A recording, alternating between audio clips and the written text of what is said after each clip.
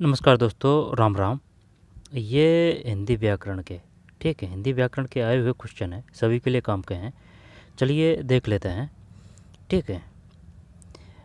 बताइए क्या करें। प्रार्थी शब्द में प्रयुक्त उपसर्ग है। प्रा करें, प्रत करें, प्र करें या प्रय करें। प्रार्थी है ना। उपसर्ग और प्रत्यय का अगर जैसे कि आपने मूल शब्द निकाल लिया ना, तो वो उपसर्ग, प्रत्यय और संधि ये हो जाएंगे। लेकिन मूल शब्द ऐसा नहीं है कि भाई जैसे कि ये कोई शब्द है तो चार झांसी तोड़ के कि हाँ भाई चलिए ये मूल शब्द हो गया। मूल शब्द का एक अर्थ होना चाहिए। तो फिर है ना, प्रत्यय, उपसर्ग और संधि ये कभी गलत नहीं जाएगी। प्रार्थी शब्द में प्रयुक्त उपसर्ग है। बताइए भाई क्या करें अब इसमें। प्रार्थी, और किस प्रकार सिस्टम नहीं बैठा है प्रार्थी में, तो भाई बोल बोल के देखिए कि क्या है। प्रार्थी प्रार्थी प्रार्थी, कौन सी ध्वनि उत्पन्न हो रही है, ठीक है ना। तो ज़्यादातर वही 80% क्वेश्चन सही जाएगा। प्रार्थी शब्द में प्रयुक्त उपसर्ग है प्रार्थी। तो फिर अगर ये जैसे कि अर्थी करें, प्रार्थी प्रार्थी, तो प्रयुक्त उपसर्ग है प्रार्थी प्रार्थी प्रार्थी, या पर प्रय। अब आने को तो इसमें अर्थ ही आ रहा है ना। वो मूल शब्द है जो, लेकिन उपसर्ग क्या करें। प्रार्थी प्रार्थी, प्रा प्रा करें, तो प्रा करें तो फिर थी तो कोई अर्थ ही नहीं है। तो फिर यहाँ पर प्रे करें, ठीक है, प्रे प्लस अर्थी। ये विसर्ग वाला तो नहीं है। प्रथ, अब यहाँ तो सी है या बी है, सी है या बी है, देखते हैं भाई। बी है, ठीक, बी है, प्र, ठीक, प्र है, गलत गया। प्रार्थी शब्द में प्रयुक्त उपसर्ग है प्र, ठीक, प्रार्थी प्रार्थी प्रार्थी है ना, तो प्र है। फिर एक प्रत्यय से निर्मित शब्द नहीं है। बताइए भाई, एक प्रत्यय से निर्मित शब्द नहीं है। जब बोल बोल के देखिए इसलिए लास्ट में कि कौन सी ध्वनि उत्पन्न हो रही है, जैसे राम राम राम राम राम राम राम राम राम राम राम राम राम, वो ध्वनि उत्पन्न, यानी कि वो ये जो दिख रहा है उस पर मत जाइए, जो अंदर जो ध्वनि उत्पन्न हो रही है उस पर जाइए। तो ज़्यादातर क्वेश्चन सही जाएगा 80%, चाहे प्रत्यय हो, उपसर्ग हो, ठीक है, संधि हो। एक प्रत्यय से निर्मित शब्द नहीं है। जब एक प्रत्यय से निर्मित शब्द नहीं है, सात्विक, एक प्रत्यय से निर्मित शब्द नहीं है, सात्विक, दैनिक, दैनिक, मोहक, मोहक नहीं है तो अलग ही दिख रहा है ना। निमित्तिक है, सात्विक है, दैनिक है, मोहक। लेकिन वो कभी कभी है ना शानदार ऑप्शन दे देता है इसमें, है ना, जो मामूली 19-20 का ही अंतर होता है प्रत्यय और उपसर्गों में, तब तगड़ी समस्या आ जाती है बताने में। ये तो इसमें अलग ही दे दिया इस वजह से, 2 में डी, मोहक, ठीक है। जबकि कौन कौन से हैं, सात्विक है, निमित्तिक है और दैनिक है। सात्विक, निमित्तिक, दैनिक। निम्नलिखित शब्दों में से एक शब्द संकर का पर्यायवाची नहीं है। निम्नलिखित शब्दों में से एक शब्द संकर का पर्यायवाची नहीं है। तो फिर त्रिलोचन, ठीक, शशधर, शशिधर, शशिधर तो महादेव बाबा का ही है, लेकिन शशधर का पता नहीं है। वामदेव, देखते हैं भाई 3 में है ना, यही है शशधर। इन क्वेश्चनों को निकाल चुके हैं अपन वैसे, है ना। हाँ, निम्नलिखित शब्दों में से 2 बार निकाल रहे हैं। शब्दों में से एक शब्द शंकर का पर्यायवाची नहीं है, शशधर नहीं है, शशिधर होता है भाई, शशिधर, शशिधर है ना, भगवान शंकर का। भूतेश है, त्रिलोचन है, वामदेव है, वामदेव का पता नहीं है। भूतेश, त्रिलोचन, वामदेव, भूतेश, त्रिलोचन, वामदेव। तामसिक शब्द का सही विलोम होगा, जब तामसिक शब्द का सही विलोम होगा, तामसिक का तो फिर सात्विक हो जाएगा। ये तो डिलीट कर दिया इसने, है ना। इनमें से कौन सा विलोम युग्म सही नहीं है। जब इष्ट का अनिष्ट, आशा का निराशा, उर्वर का ऊसर, आधुनिक का प्राचीन आएगा, आधुनिक का प्राचीन। इष्ट का अनिष्ट, आशा का निराशा, उर्वर का ऊसर, उर्वर का ऊसर, आशा का निराशा, इष्ट का अनिष्ट। आधुनिक का प्राचीन आना चाहिए भाई, आधुनिक का। 5 में डी, ठीक है। इष्ट का अनिष्ट, आशा का निराशा, उर्वर का ऊसर। इष्ट का अनिष्ट है, इष्ट, ठीक, इष्ट का अनिष्ट, आशा का निराशा, उर्वर का ऊसर, ऊसर, ऊसर।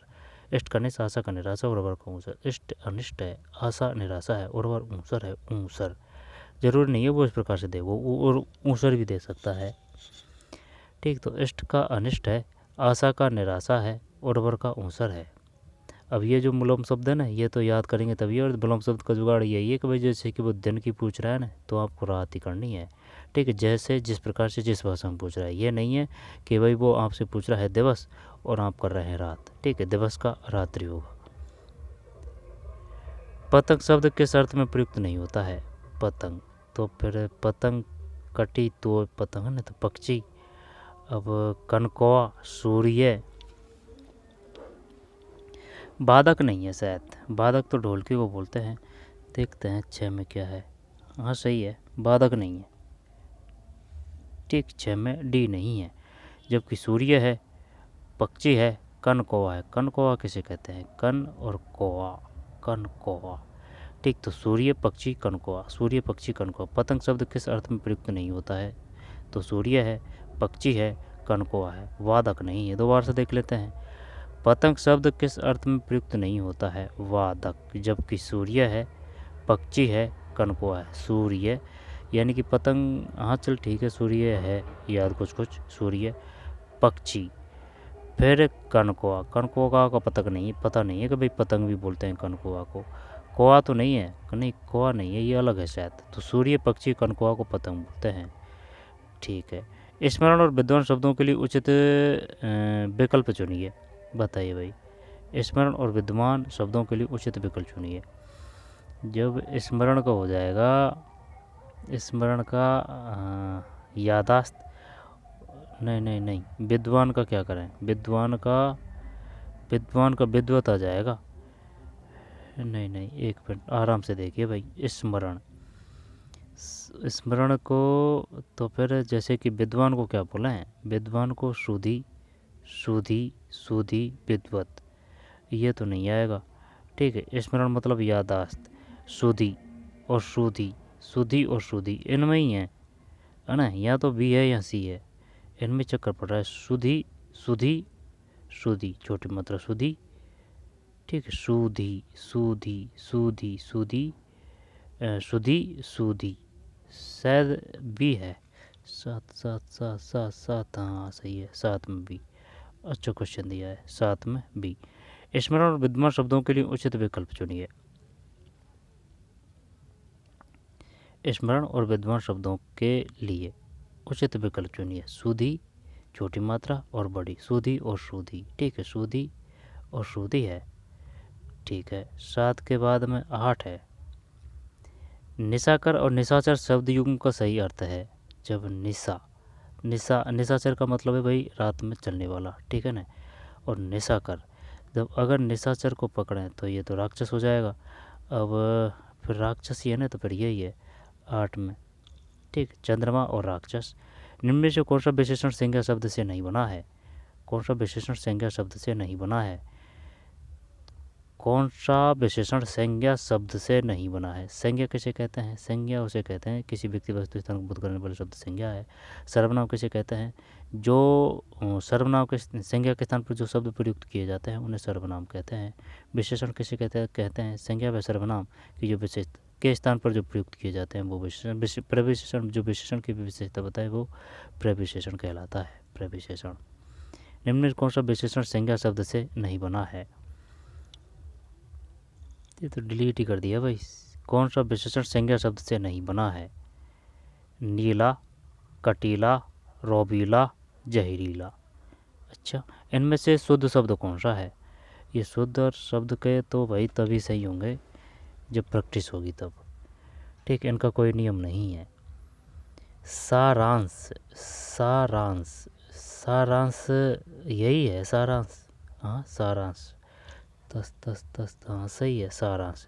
अब ये इस वजह से कर दिया कि हाँ भाई ये पढ़ रखे हैं, जैसे कि किताब पढ़ते हैं तो भाई हाँ भाई सारांश यही है, सारांश। वह दृश्य देख मेरी आंख में आंसू आ गया, बैक में अशुद्धि का कारण है। तो फिर 11 में डी है, वचन संबंधी। ठीक, वह दृश्य देख मेरी आंख में आंसू आ गया, बैक में अशुद्धि का कारण है, वचन संबंधी, वचन संबंधी, वचन संबंधी। वह दृश्य देख मेरी आंख में आंसू आ गए, आ गए आएगा, आ गए, आ गए। भगवान द्वारा हमारी रक्षा की जाती है, वाक्य किस वाक्य से संबंधित है? रक्षा की जाती है, भगवान द्वारा हमारी रक्षा की जाती है। वाक्य किस वाच्य से संबंधित है? वाच्य मतलब वॉइस। भाव वाच्य, भगवान द्वारा हमारी रक्षा की जाती है। कृत्य वाच्य, कर्म वाच्य, कर्मधारय वाच्य। रक्षा की जाती है, रक्षा की जाती है। भाव जैसे कि उस पर चला नहीं जा रहा ना, तो उसमें आएगा भाव। तो कर्म वाच्य करें या फिर कृत्य वाच्य करें, कृत्य वाच्य ही करते हैं। तो हम देखते हैं ए ही है शायद, ए या बी में से 12 में। नहीं बी है भाई, कर्म वाच्य। भगवान द्वारा हमारी रक्षा की जाती है, वह किस वाच्य से संबंधित है? कर्म वाच्य, कर्म वाच्य। ठीक है। मोहन ने अविनाश को पढ़ाया, वाक्य में कौन सी क्रिया है? मोहन ने अविनाश को पढ़ाया, वाक्य में कौन सी क्रिया है? तो पढ़ाया, मोहन ने अविनाश को पढ़ाया, पढ़ाया। तो देख संयुक्त क्रिया का तो कोई चांस है नहीं है। मोहन ने अविनाश को पढ़ाया। अब प्रेरणार्थक क्रिया सही है, मोहन ने अविनाश को पढ़ाया। प्रेरणार्थक क्रिया सही है क्या? या फिर इसमें सकर्मक कर्म है। सकर्मक कर्मक का क्या रोल है? सकर्मक भाई जैसे कि जिसमें कर्म है तो सकर्मक, अगर कर्म नहीं है तो अकर्मक। तो इनको अगर कैसे करा, अगर ये क्वेश्चन आ जाए तो कि भाई जैसे कि मोहन खाना खाता है। ठीक, अगर वो क्वेश्चन करने पर अगर आंसर आता है कि भाई कौन खाना खा रहा है और कोई समस्या का सामना नहीं करना पड़ रहा है ना, तब तो मोहन है। और जैसे कि क्वेश्चन करने पर अगर आंसर नहीं आ रहा है ना, तो उसका मतलब उसमें अकर्मक है। ठीक, यानी कि जो सकर्मक है उसमें कर्ता प्रधान होता है, अकर्मक में कर्ता प्रधान नहीं होता है। ठीक, जैसे कि अगर अकर्मक का उदाहरण देखें तो मोहन खाता है। ठीक, और इसका शॉर्टकट जुगाड़ ये भी है, ये छोटे मिलेंगे अकर्मक में, है ना, लंबाई के हिसाब से अकर्मक में। ठीक है, और जो सकर्मक है वो बड़ा मिलेगा, जैसे मोहन खाता है। लेकिन कभी कभी ये नियमन धरे के धरे रह जाते हैं, तो फिर वो समझ के करना पड़ेगा भाई ये इसमें क्या है क्या नहीं है। ठीक है, सकर्मक और अकर्मक, जैसे कि मोहन खाना खाता है सकर्मक है और मोहन खाता है अकर्मक है। 13 में डी है सकर्मक। मोहन ने अविनाश को पढ़ाया, वाक्य में कौन सी क्रिया है? सकर्मक। मोहन ने अविनाश को पढ़ाया। अभी दे दिया ने इसने लगी सकर्मक, मोहन ने अविनाश को पढ़ाया। ठीक है, 13 में डी है सकर्मक। फिर 14 अभिज्ञ और अभिज्ञ उचित शब्द युग्म छाटिए, अभिज्ञ और अभिज्ञ। जब अभिज्ञ का मतलब हो जाएगा मूर्ख, सही है। अभिज्ञ का मतलब, एक मिनट, अभिज्ञ, अभिज्ञ विधायक जानकार, जब विद्वान विधायक और जानकार, और अभिज्ञ। चल देखते हैं ये है 14 में। नहीं ये तो गलत है भाई। अभिज्ञ का मतलब है जानकार और अभिज्ञ, अभिज्ञ विज्ञ बोलते हैं किसको? विद्वान को। अभिज्ञ जानकार, अभिज्ञ मूर्ख है। दोबारा से देखिए भाई, अभिज्ञ है, अगर वो भिज्ञ दे देता तो फिर भिज्ञ देता तो फिर उसका हो जाता क्या? 14 में डी है। अभिज्ञ का मतलब जानकार है और अभिज्ञ, विज्ञ वैसे विद्वान को बोलते हैं ना, तो अभिज्ञ मूर्ख है। अभी, ठीक है ना, भी है जानकार, अभिज्ञ, ये अच्छा दिया है अभिज्ञ। अभिज्ञ का पता नहीं है भाई, अभिज्ञ का मतलब क्या है? अभिज्ञ तो कर देंगे है ना, मूर्ख। अभिज्ञ अभिज्ञ अभिज्ञ अभिज्ञ, अभिज्ञ मूर्ख है, अभिज्ञ जानकार है, अभिज्ञ जानकार है। ठीक है। संज्ञा शब्द इतिहास उपेक्षा मूल संज्ञा शब्दों के सही विशेषण विकल्प को छाटिए। 15 में भी ऐतिहासिक और उपेक्षित। संज्ञा शब्द इतिहास उपेक्षा मूल संज्ञा शब्दों के सही विशेषण विकल्प को छाटिए। संज्ञा शब्द इतिहास उपेक्षा मूल संज्ञा शब्दों के सही विशेषण विकल्प को छाटिए। ऐतिहासिक उपेक्षित। संज्ञा शब्द इतिहास उपेक्षा मूल संज्ञा शब्दों के सही विशेषण विकल्प को छाटिए। ऐतिहासिक और उपेक्षित है, उपेक्षित, ऐतिहासिक और उपेक्षित है भाई। 15 में भी ऐतिहासिक और उपेक्षित, कुछ पल्ले नहीं पड़ रही है बात। अभिज्ञ और अभिज्ञ, इसमें तो कोई दिक्कत नहीं। अभिज्ञ का तो मतलब है जानकार, अभिज्ञ जानकार और अभिज्ञ मूर्ख है। ठीक है। फिर संज्ञा शब्द इतिहास और उपेक्षा। संज्ञा शब्द इतिहास और उपेक्षा मूल संज्ञा शब्दों के सही विशेषण विकल्प को छाटिए। ऐतिहासिक, ऐतिहासिक उपेक्षित, ऐतिहासिक उपेक्षित, इतिहास का ऐतिहासिक, संज्ञा शब्द इतिहास उपेक्षित, मूल संज्ञा शब्दों के सही विशेषण विकल्प है ऐतिहासिक उपेक्षित। अच्छा, ऐतिहासिक और उपेक्षित। फिर निम्नलिखित में अशुद्ध शब्द समूह का विकल्प छांटिए। अशुद्ध शब्द समूह का विकल्प छांटिए तो बता भाई क्या करें इसमें। जैसे कि अशुद्ध शब्द समूह का विकल्प छांटिए, राजमार्ग, राजमार्ग, ऋणी, होशियार। अशुद्ध शब्द समूह का विकल्प षड, षड, षड, षड, षडयंत्र, षडयंत्र। अशुद्ध शब्द समूह का। अब ऐसे नहीं कि सबके सब गलत हो, इनमें एक एक गलत है। जागृति, जागृति में तो ये बड़ी मात्रा आनी चाहिए। जागृति, दिनांक तो सही है, प्रभु भी सही है, चल इसको हटाते हैं। षडयंत्र, ज्योत्सना और श्राप। अशुद्ध शब्द समूह का विकल्प छांटिए। अशुद्ध शब्द समूह का विकल्प छांटिए। जब एक बताना है तो अशुद्ध, तो फिर चल ये सही लग रहा है, ये सही लग रहा है। श्रीमती, हंसनी और मूर्ति, मूर्ति। राजमार्ग, ऋणी, ऋणी, ऋणी में छोटी मात्रा तो नहीं लगेगी, ऋणी, ऋणी, ऋणी, ऋणी। कुछ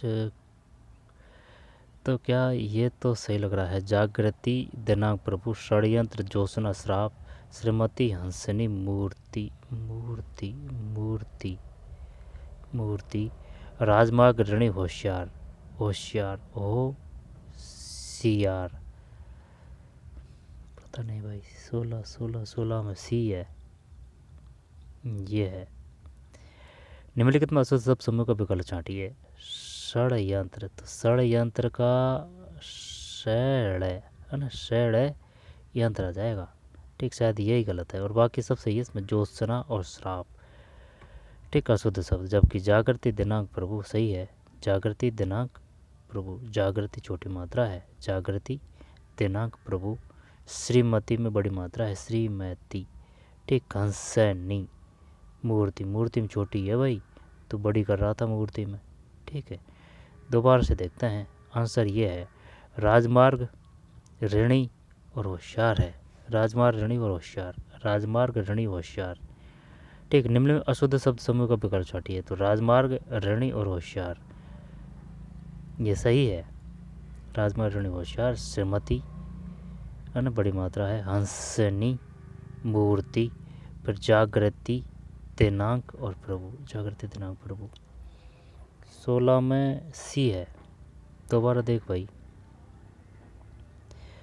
ये गलत है। षड में शायद गारंटी से ये आएगा, षड्यंत्र, षड्यंत्र, षड्यंत्र। ठीक है, राजमार्ग, ऋणी, होशियार। श्रीमती, हंसनी, मूर्ति छोटी मात्रा। जागृति, दिनांक और प्रभु। अशुद्ध वाक्य है वहाँ कौन कौन से लोग, वहाँ कौन से लोग, वहाँ कौन कौन लोग आए थे, वहाँ कौन कौन लोग आए थे, वहाँ कौन कौन से लोग आए थे, वहाँ कौन कौन। वह उत्तीर्ण हो गया। ईमानदारी मनुष्य का श्रेष्ठ गुण है, ईमानदारी मनुष्य का श्रेष्ठ गुण है। यह महिला बहुत विदुषी है, यह महिला बहुत विदुषी है। फिर ईमानदारी मनुष्य का श्रेष्ठ गुण है, वह उत्तीर्ण हो गया। वहाँ कौन कौन से लोग आए, वहाँ कौन कौन से लोग आए थे, वह उत्तीर्ण हो गया, वह पास हो गया। ईमानदारी मनुष्य का श्रेष्ठ गुण है, यह महिला बहुत विदुषी।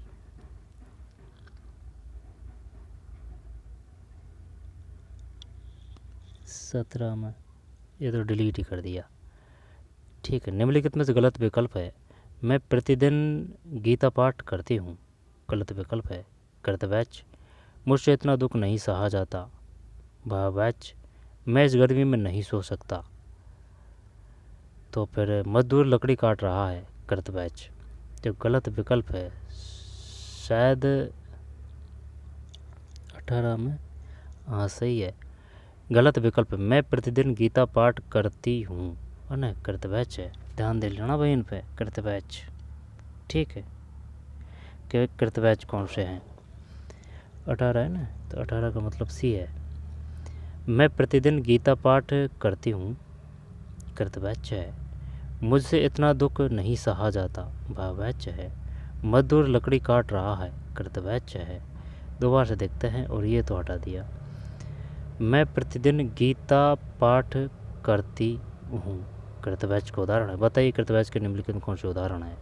ठीक है, मैं प्रतिदिन गीता, वैसे नाम से ही पता चल रहा है, वो कर्म से ही है ना कि भाई प्रतिदिन गीता पाठ करती है, तो कर्तव्य है। मुझसे इतना दुख नहीं सहा जाता, है ना, भाववाच्य है। मजदूर लकड़ी काट रहा है, मजदूर लकड़ी काट रहा है, कर्तव्य। बढ़िया क्वेश्चन है, क्वेश्चन तो सभी शानदार है, तभी तो पढ़ रहे हैं भाई। निम्नलिखित में किस वाक्य में पूर्वकालिक क्रिया का प्रयोग है? तो ये होके मैं ये करूँगा ना कि ये काम करके ये वो ही है पूर्वकालिक। जैसे कंकेतर खेल कर पढ़ने बैठेगी, मोहन पत्र लिखता है, राधा मेघा भोजन कर रही है ना, तो यही है 19 में। ये तो सही है। पर युद्ध की इच्छा रखने वाला, इसको बोलते हैं युयुत्सु, युयुत्सु है। ठीक है, ज्ञान की इच्छा रखने वाला जिज्ञासु। उत्सुक का समझ में नहीं आ रही बात, पिपासु, ज्ञान की पिपासा रखने वाला, है ना, पिपासु। पीस में बी है, युयुत्सु, युद्ध की इच्छा रखने वाला।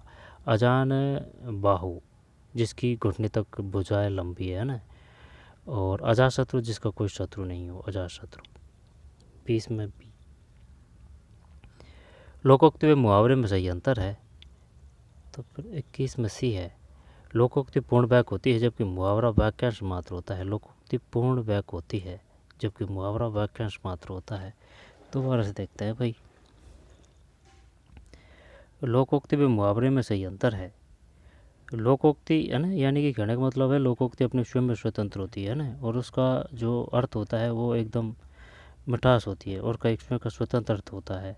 लोकोक्ति पूर्ण वाक्य होती है, जबकि मुहावरा वाक्यांश मात्र होता है। और जैसे कि मुहावरा में होना आएगा, ठीक है, जैसे कि 9 2 11 होना, ठीक है।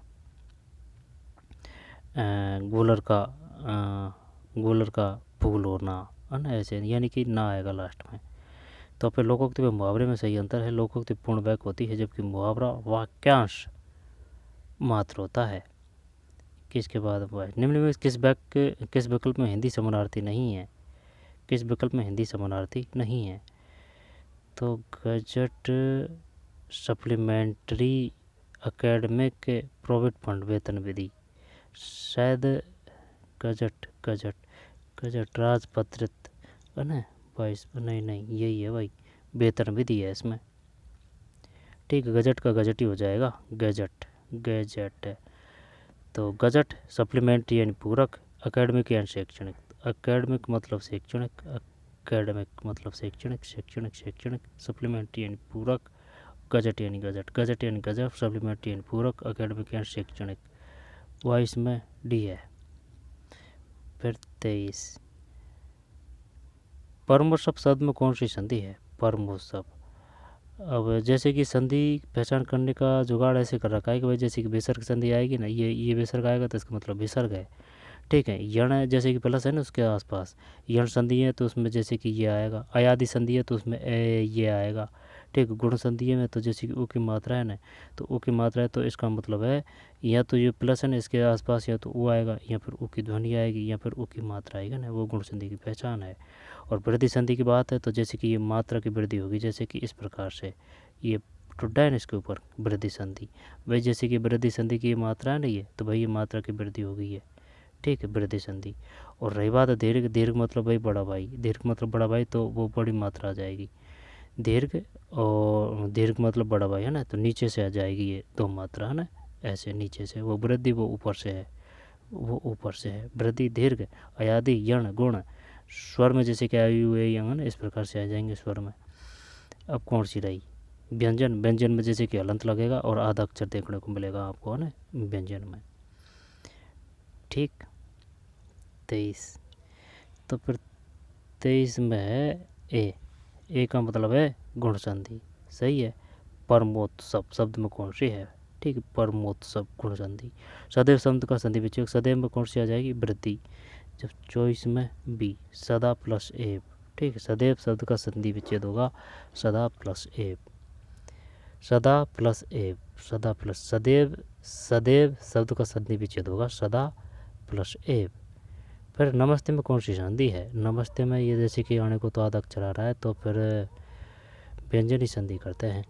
25 में नहीं भाई, विसर्ग संधि है, वो कोई दिक्कत नहीं है ना। जैसे कि नम आएगा ना, नम फिर है ये नमस्ते,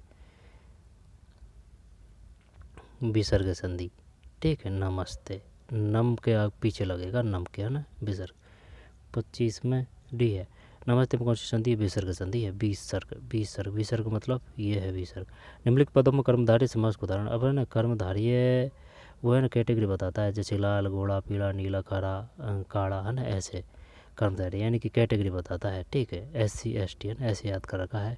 बहुब्री समास वो जाता है फिर बाद में अर्थ बताता है, जैसे कि नीला है पीला है जिसका अंबर पीताम्बर, लंबा है जिसका उधर लंब उधर, है ना, जाता है फिर बाद में बताता है। उपमा उपमेन और उपमा उपमेन और भी है ना, ये सब किसमें है? ये है उसमें बहुब्री समाज में, उपमा उपमेय और एक और है वो ध्यान नहीं आ रहा है, जैसा ही है, जैसा ही काम है, उपमा उपमेय जैसा ही। 26 में डिलीट है। निम्नलिखित ग्रंथों में कर्मधारय समास का उदाहरण है। जिस समास के दोनों पदों की प्रधानता होती है वह कहलाता है। तो दोनों वो तो द्वंद्व है, माता से पिता से। 27 में, ठीक है, द्वंद्व समास, ठीक है। 27 में सी द्वंद्व समास। द्विगु मतलब संख्यावाचक, बहुब्री मतलब वो, जैसे कि पीला है जिसका अंबर पीताम्बर, ठीक है। तत्पुरुष समास कर्ता ने कर्म को कर्ण से द्वारा संप्रदान के लिए अपदान से अलग होने करते में अधिकरण में पर भी संबोधन है अरे हो और संबंध का के कीरा रेरी। हिंदी में होते हैं 8, है ना, संस्कृत में होते हैं 7, ठीक है। हिंदी में 8 होते हैं भाई, ठीक है, हिंदी में 8 होते हैं कारक और संस्कृत में 7 होते हैं, गूगल पे देखा था। 27 में सी है द्वंद्व समास। अधकचरा शब्द किस उपसर्ग से बना है? अधकचरा, तो फिर किस उपसर्ग से बना है? अधकचरा, अधि कर देते हैं, इसमें तो कोई दिक्कत नहीं है। 28 में हाँ सही है, ये जो ऊपर दे रखा है ना यही आ गया अधकचरा। कुपात्र में कौन सा है? कोई दिक्कत नहीं, पात्र का जो मूल शब्द है उसका अर्थ हो रहा है, तो कुपात्र तो पी आएगा, ठीक है। 29 में सी। फिर उपनाम शब्द में उपसर्ग है, उपी है। 30 में उप। फिर 31, ये 10-15 क्वेश्चन थे बड़े बढ़िया बड़े। भूलावा शब्द में कौन सा प्रत्यय है? भूलावा, भूलावा, भूलावा, भूलावा, भूलावा, भूलावा, बा तो है नहीं है, तो फिर भूलावा, लावा, भूलावा या फिर आवा। 31 है ना, आवा ही है, भूलावा, आवा। निम्नलिखित में किस शब्द में ये प्रत्यय है? ये का मतलब है जैसे कि मानवीय, लावण में तो ये नहीं है, फिर और कोई है उत्तरदायी, तो यही है फिर मानवीय। 32 में सही, वो अलग ही दिख रहा था ना, और ये टक्कर वाले नहीं दिए ऑप्शन। निम्न में कौन सा शब्द बादल का, बादल में दे आ रहा है तो वो जलदय आएगा, ठीक। और जल में जैसे कि जय है तो वो जलजय होगा, ठीक है, तो ये जलद है इसमें। 33 में ए जलद। फिर निम्नलिखित में सोना शब्द का पर्यायवाची शब्द नहीं है, सोना शब्द का पर्यायवाची शब्द नहीं है, तो इसका हो जाएगा जैसे कि हिरण्य है, हाटक है और है में तड़ित, तो बिजली को बोलता है तड़ित, तड़ित। 34 में हाँ सही है, तड़ित बिजली को बोलते हैं, जबकि हिरण्य, हाटक, हेम, हिरण्य, हाटक, हेम, हिरण्य, हाटक और हेम है सोना शब्द का, हिरण्य, हाटक, हेम। हलाल तो वो विलोम पूछ रहा है, तो हलाल मतलब जहर है, तो इसको बोलेंगे हला हल्का, तो सुधा। 35 में सी है सुधा, सही, अमृत। कृत्रिम के लिए उचित विलोम शब्द होगा, कृत्रिम के लिए होगा नैसर्गिक, ठीक है, यानी कि नेचुरल। 36 में सी है। अंक का अनेकार्थ शब्द होगा, अंक का कामदेव विष्णु संख्या 64 के पास है, तो फिर अंक का जैसे कि ये 2 3 4 5 अंक इस प्रकार से भी है, अंक गोद भरना भी होता है, ठीक है। और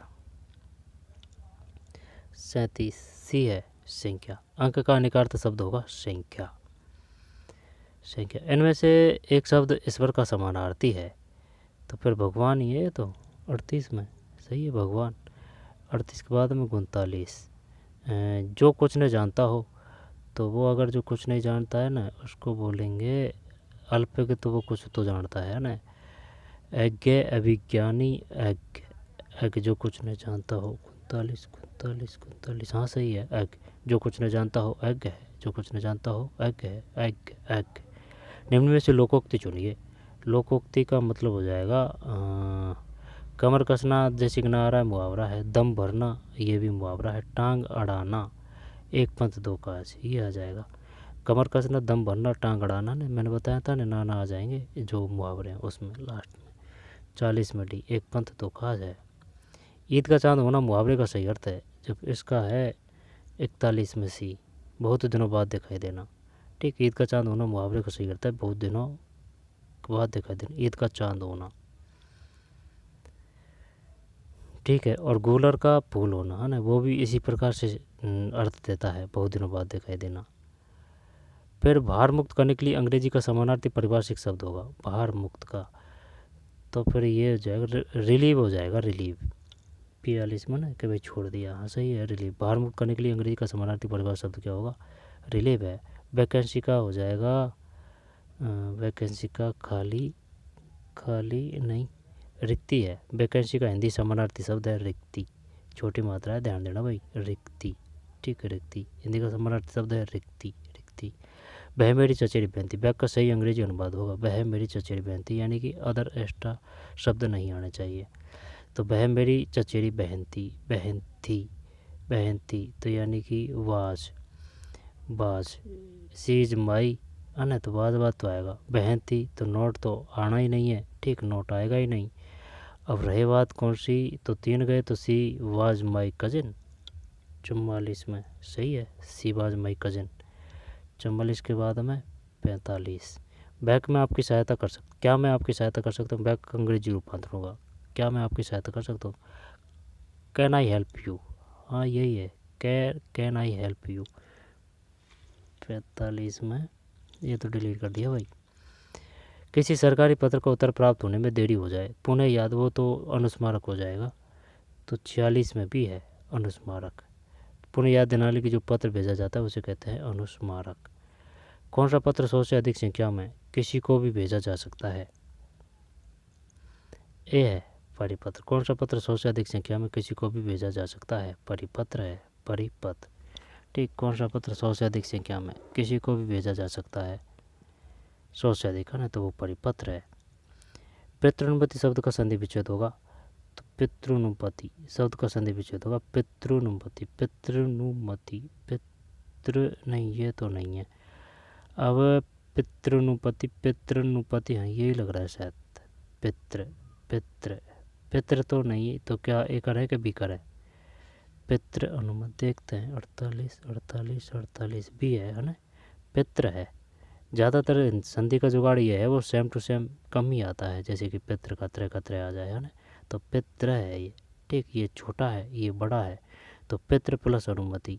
ठीक है, पितृ प्लस अनुमति, तो यानी कि ये त्र है ना, ये बड़ा छोटा है, इसके बाद में ये है, तो पितृ अनुमति, पितृ अनुमति, पितृ प्लस अनुमति। अन्वेषण शब्द में कौन सी संधि है? अन्वेषण, तो अन्वेषण यण है, ये तो कोई दिक्कत नहीं है। आदि में है, विसर्ग में विसर्ग आ जाएगा, व्यंजन में हलंत आ जाएगा और वो आधेक चलाएंगे। जो 49 में सी है यण संधि। विद्यालय शब्द का संधि विद्या प्लस आल्य है, कोई दिक्कत नहीं। 50 में ठीक, विद्या के लिए आल्य। ठीक है, विद्या के लिए आल्य। 50 में डी है।